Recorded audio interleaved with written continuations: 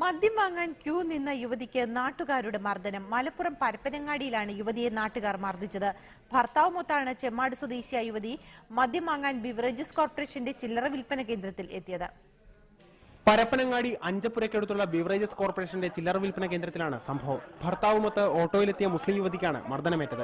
മദ്യം വാങ്ങാൻ വരി നിൽക്കുമ്പോഴാണ് സദാചാര പോലീസ് ചമഞ്ഞ് ഒരു കൂട്ടം ആൾക്കാർ യുവതിയെ തടഞ്ഞത്. യുവതിയെ വരിയിൽ നിന്നും മാറ്റാൻ ആൾക്കാർ പറഞ്ഞിരുന്നെങ്കിലും ഭർത്താവ് കൂട്ടാക്കിയില്ല. തുടർന്നാണ് യുവതിക്ക് മർദ്ദനമേറ്റത്.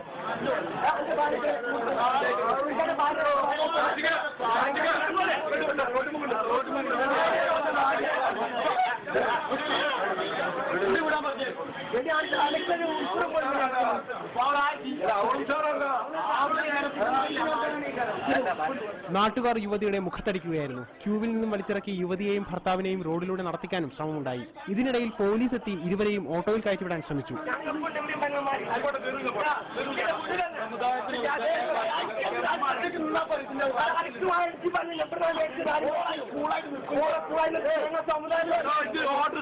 ഓട്ടോയിൽ പിന്തുടർന്ന ഒരു സംഘം ആളുകൾ നെടുവ ഹെൽത്ത് സെന്ററിനടുത്ത് വെച്ചും ചെട്ടിപ്പടിയിൽ വെച്ചും യുവതിയെയും ഭർത്താവിനെയും കയ്യേറ്റം ചെയ്തു. ഈ വിവരമറിഞ്ഞ് പോലീസ് എത്തിയെങ്കിലും നാട്ടുകാരിൽ ചിലർ ഇടപെട്ട് ഇവരെ തിരിച്ചയച്ചിരുന്നു. പരാതിയില്ലാത്തതിനാൽ പോലീസ് കേസെടുത്തിട്ടില്ല. റിപ്പോർട്ടർ, മലപ്പുറം.